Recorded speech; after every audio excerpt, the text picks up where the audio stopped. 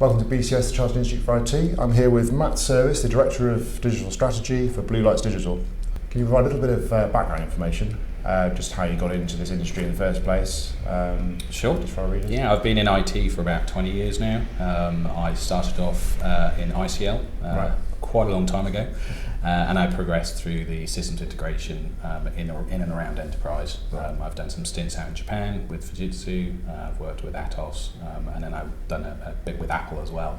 Latterly, in the last 2 to 3 years, I've been involved in startups and working in and around small to medium enterprise, especially in the area of new emerging mobile technologies. Right, so a bit of everything. And sort of very much up to date with current technology, that sort of thing. Absolutely, absolutely. Always described as a hybrid. Yeah. The agency you've created fuses impressive law enforcement specialisms with a sort of current IT focus around enterprise architecture, digital skills, that sort of thing. What sort of prompted the initial formation of the agency, and how did you decide on the appropriate skill mix? It was around there being a huge amount of data and information being out there in society, everyone using it both from a consumer level and an enterprise level, and then very little knowledge on how to take that information and use it for the defence of individuals or defence of organisations, or at least to identify the facts within that data. We were coming across a lot of confirmation bias, which is where people find what they want to see in data and use it for their benefit, and a huge amount of disputes and issues and misunderstandings in communication, because we are surrounded by data. Everyone's using it all the time. We're using it on mobile, we're using it on desktop, retailers are using it, and we've got lots of emerging things like the Internet of Things, but the ability to actually decipher, disseminate and use that information, which can be used as facts and evidence, in particular in criminality, is becoming increasingly important. And then the knock-on effect onto consumers wishing to look at their own data and determine what their own data is saying about what they are doing and their behaviours. Has this sort of changed at all in the world of big data now? Is that sort of made your job almost harder because or is it easier? I mean, there's more data out there, I guess, now to police. Is that kind of a negative thing from your point of view, from what you're doing now? It depends. With more data, more search, but it allows cross-correlation of information and data. So we're absolutely key in identifying facts. So we want facts and evidence, and the more we can correlate those facts and evidence, the better it is represented to our clients in a report. And we're not just looking at forensic data, we're looking at forensic data, communications data, open source data, and putting all of those together. And then there will be other elements of data which will be available depending on the client and what access we have to that data. How do the experiences of the police officers and detectives that you use in your agency, obviously they've got this experience in the real world, how does that cross over into the digital realm? Well, most of the police officers that we have in the company have all worked in digital policing. However, they have the classic skills of being a detective. So they do have the ability to follow the basics of being a detective and investigator, applying that basic knowledge through to their advanced training capabilities with or without digital. With digital, it gives them more tools, more capabilities, and more insights into what they would be able to use to do further levels of investigation. So the crossover has actually been a natural course of events. Criminality are they're really early adopters of technology, really early adopters of your data, exploiting your data, and so on. So therefore, the detectives have had to have kept up. It's an ongoing balance on who has the most advanced tools and capabilities in that. But the crossover from policing into digital investigation has been a natural one, and certainly we've selected the right candidates to ensure that they were already involved and were passionate about digital investigation already. So it makes that transition quite smooth. It does, it does. And they do really relish the opportunity to do an investigation using the latest tool sets with organisations that are affiliated with us and partnered with us, so they can test them and then identify the evidence which can go into courts of law or just go into corporates to allow them to do that independent evaluation. There's been a bit of sort of negative sort of press recently around sort of GCHQ, unauthorised data collection, and the public have this view, I guess, of someone's always snooping at them on the internet, email, that kind of thing. Has that sort of made what you do more difficult to have this sort of lack of public trust around this sort of area? It's we're watching the debates the same as everyone else, at policy level, at government level, at local level, and so on.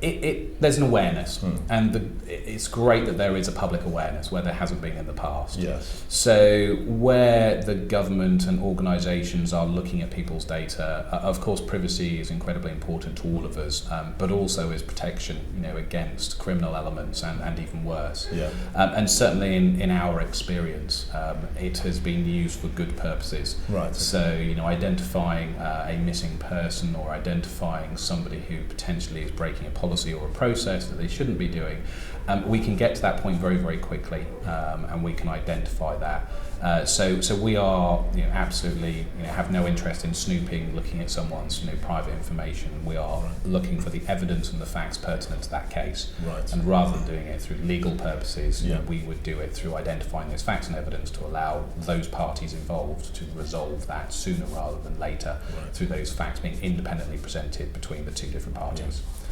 As was like you say, essentially what you're doing is you are working on a case-by-case basis. You're not just doing out of a broad sweep on what happens to be out there. No.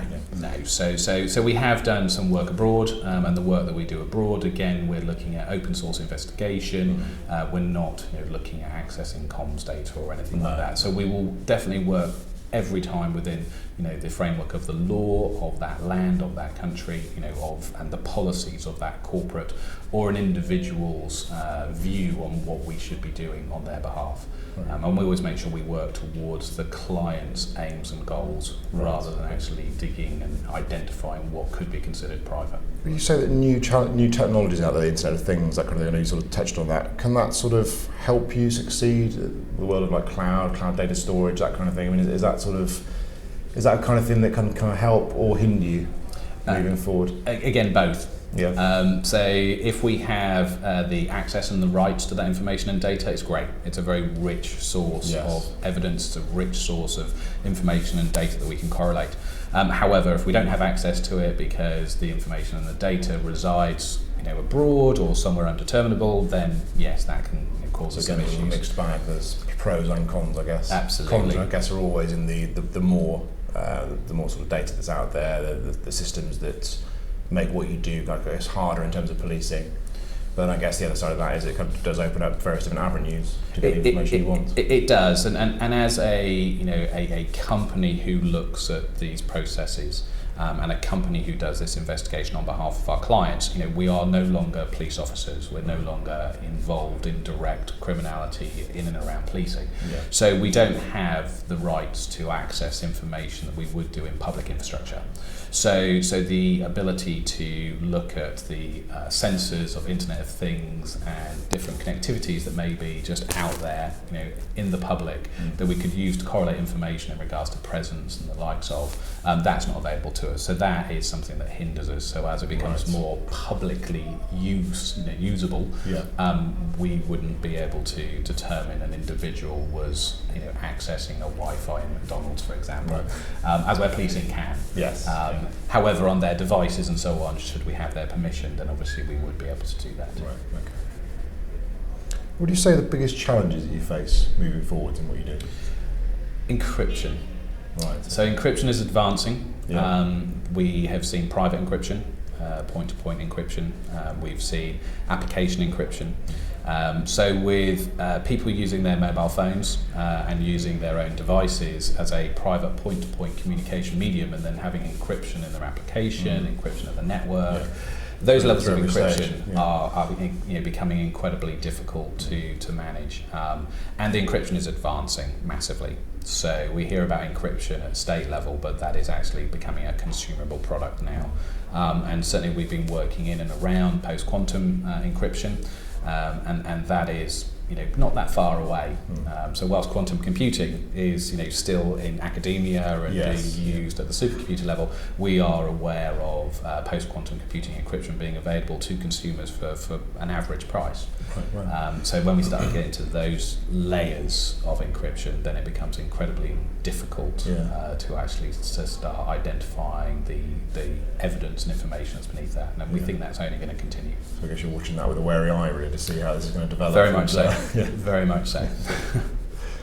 What predictions do you have for the IT industry in the future, both just in the industry in general and in related directly to what you do?